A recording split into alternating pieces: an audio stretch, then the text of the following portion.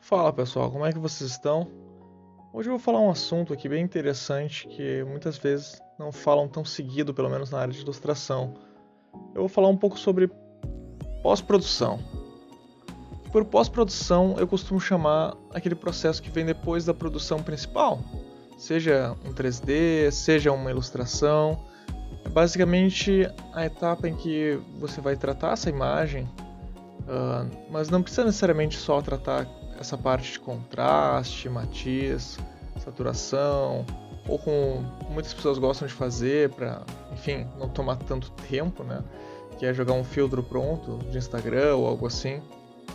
A etapa de pós-produção ela pode ser bem mais minuciosa, assim.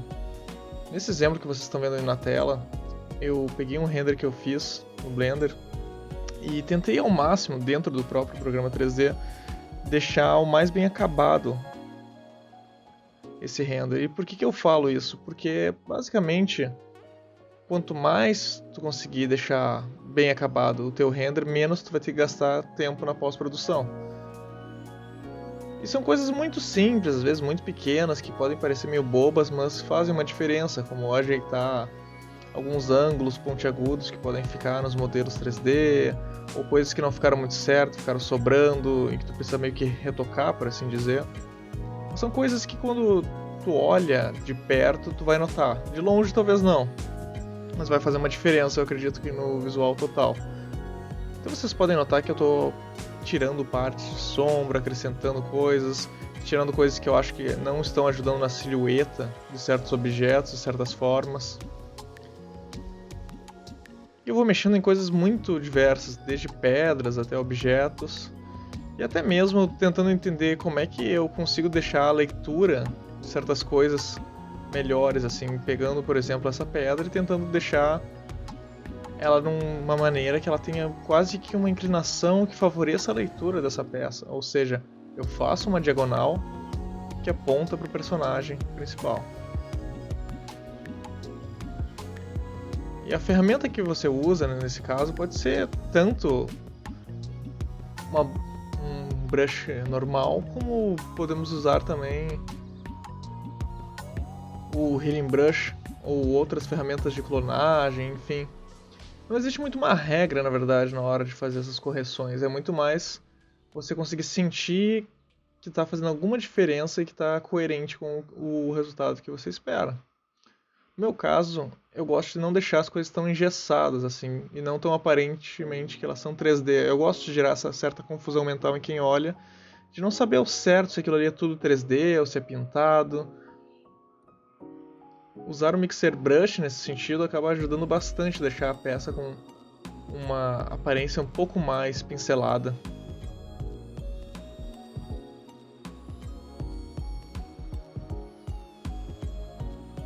E é muito difícil a gente conseguir ter um render perfeito do 3D, em que não se tenha nada, zero, digamos assim, probleminhas e coisinhas para corrigir, porque mesmo que tu passe muito tempo em cima do teu programa 3D, ainda vai ter algumas coisas que tu vai precisar resolver depois na pós-produção, mesmo que seja só um contraste ou coisas do tipo assim. É claro, hoje em dia muitos programas 3D eles têm partes que podem ser editadas ali dentro, compositores como chamam. Dentro do próprio Blender, por exemplo, a gente tem o Compositor, que é justamente isso. Ele serve para tratar contraste, níveis, curvas e outros ajustes desse tipo, mas ajustes específicos de algumas peças e coisas, e talvez até detalhes que você queria acrescentar. Bom, isso se você não acrescentar no modelo 3D, a textura dos seus modelos ou algo do tipo, talvez seja mais simples e direto para o Photoshop. E o propósito, às vezes, dessa parte pós-produção é justamente isso. Como é possível ver, eu estou ajustando ali a parte de textura da roupa, dos objetos, diretamente com o pincel. Eu não vou acrescentar, digamos, frisos e essas dobras no 3D, porque isso vai me exigir que eu mexa diretamente na textura do modelo, numa textura PBR, em que eu vou ter que mexer no normal map, e muitas vezes não vai valer a pena. Então, às vezes é meio difícil conseguir medir o quanto tu precisa mexer no 3D e o quanto tu vai poder mexer diretamente no Photoshop nessa pós-produção. Depende muito do teu objetivo. Nesse caso, dessa série que eu estou desenvolvendo, como eu queria que ela fosse muito, digamos assim, coerente ao longo dos capítulos que eu for divulgando, eu precisava que os modelos 3D estivessem o mais bem acabado possível, de maneira que eu tivesse que fazer pouco tratamento em cima. Então pode-se dizer até, na verdade, que a pós-produção que eu estou fazendo nessa imagem ela é até fraca, assim, ela é até bem menor do que geralmente a gente acaba fazendo em algumas. Além, claro, de retocar partes, pintar certas partes, acrescentar fotos e testar alguns efeitos para tentar melhorar algumas texturas ou justamente esconder certas coisas que não estão priorizando a leitura do que importa para ti na peça, é uma etapa bem importante, assim. Eu costumo às vezes fazer um passe de fog ou, enfim, neblina usando um pincel esfumaçado. E em um primeiro momento pode ficar um pouco borrado demais, pode ficar enfumaçado demais, mas a lógica de botar esse tipo de brush é justamente para conseguir melhorar a leitura da peça na hora que tu botar ela em preto e branco ou tu botar um filtro de limiar em cima.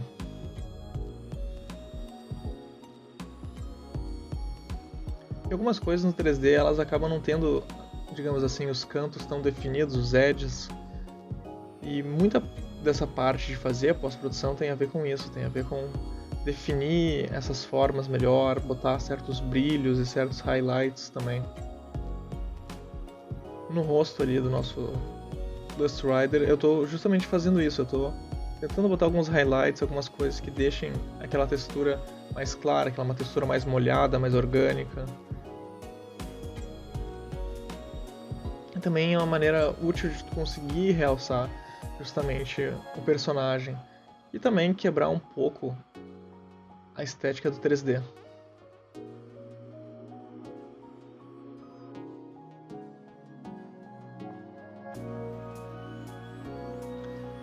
Como dá pra ver, eu tô fazendo alguns ajustes ali justamente na mão, porque a anatomia não ficou tão boa no modelo, então o que acaba acontecendo, eu acabo tendo que ajustar na pintura.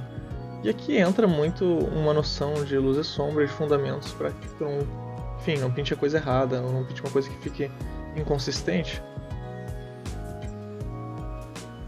É claro que não existe uma pincelada perfeita nesses casos. Muitas vezes eu tenho que apagar e voltar e testar.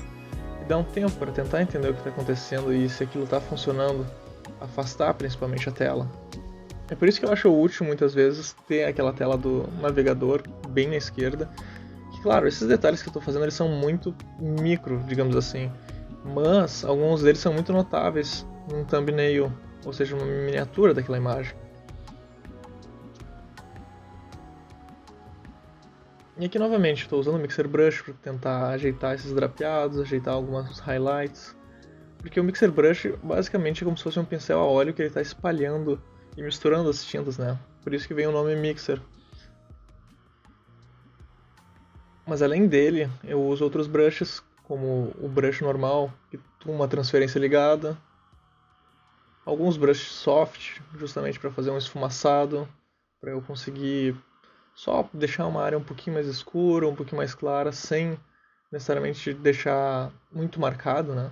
Por isso que acaba sendo esse brush mais suave. Mas no geral, nessa imagem em si, eu não estou fazendo um photobash tão pesado assim, nas partes que eu botei foto. Então eu não chego a acrescentar coisas no caso, né? Por isso que eu falo que acaba sendo uma pós-produção muito mais de detalhes e de deixar certas coisas mais bem acabadas do que necessariamente de acrescentar novos elementos. Isso vai muito do tipo de trabalho que tu vai fazer, da natureza do trabalho que tu for fazer. Se eu tivesse feito um 3D mais simples, possivelmente eu estaria talvez até mesmo texturizando a imagem usando fotos para conseguir chegar num acabamento mais realista, enfim, o que eu quisesse. Mas nesse caso se trata muito mais de conseguir deixar esses detalhes bem realçados e um pouco mais ricos visualmente, um pouco mais interessantes para quem olha, para não parecer tanto um 3D estático. Então dá um pouquinho mais de vida neles.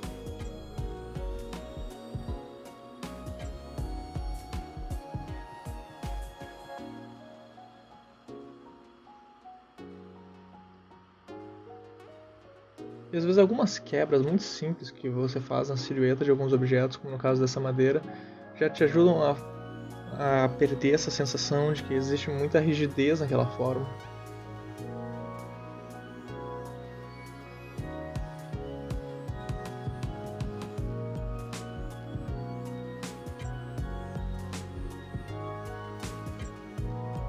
E aqui para a etapa final, eu tento fazer mais uma layer, em que basicamente eu vou colocar um pouco de soft light, ou seja, uma luz mais fraquinha assim. Antes disso eu faço um photobest de um elemento que não tinha no 3D, que é essa lua, e acrescento ela bem acima e tento, claro, colocá-la de maneira que funcione junto com a composição. Novamente, como eu havia falado antes, todas as coisas que estão nesse cenário, elas tentam fazer setas que indicam justamente para onde eu quero que olhem. Nesse caso, seria o personagem, a planta e o Dust Rider. Então, naturalmente, a lua vai ficar meio inclinada assim. E agora eu volto para aquela layer de soft light, para conseguir deixar tudo, enfim, com um contraste mais adequado, assim, as partes que tem que ficar mais claras, elas vão ficar mais claras, e as partes que eu quero que fique mais escuras, eu dou uma realçada, assim. Isso ajuda bastante, tu dá mais tridimensionalidade ao teu modelo, porque muitas vezes o render ele vem um pouquinho lavado, e tu justamente tu quer que ele fique um pouco mais silhuetado, ou que ele fique mais marcado a luz. É sempre útil tu dar esse passezinho de soft light.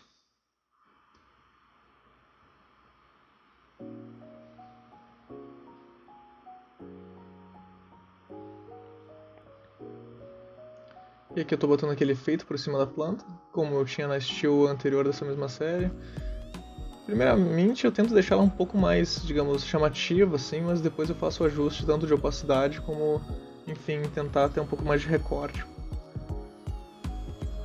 E por último eu começo a fazer ajustes mais gerais, como eu havia falado no início, que são ajustes de contraste, de levels, de tentar fazer cor seletiva. E esses ajustes eles podem parecer meio bobos de início, mas eles fazem uma grande diferença, principalmente os de cor seletiva, em que tu consegue mexer, digamos, as gradações só dos tons de cinza, só dos tons bem claros, só dos tons bem escuros e dos tons por cores em si. E por último eu boto um noise por cima, em que eu consigo dar um pouquinho mais de informação, digamos assim, para a imagem, e deixo ela mais integrada, de maneira que tu olha ela e tu consegue ver que, enfim, tem pintura, tem 3D, tem colagem de foto, mas tudo consegue funcionar. O noise ele ajuda um pouco a dar essa integridade entre tudo. E é isso aí, pessoal. Basicamente eu expliquei aqui como é que foi a pós-produção dessa imagem, vocês conseguiram dar uma olhadinha nesse timelapse e eu espero que vocês tenham, enfim, conseguido tirar algumas dúvidas, ter algumas ideias a partir disso e entender melhor como é que funciona esse processo, talvez até mesmo aplicar na imagem de vocês. Então, como sempre, eu peço que vocês deixem um like, se inscrevam no canal e, claro, como sempre, comentem suas dúvidas e qualquer coisa que vocês queiram falar ali embaixo. Valeu!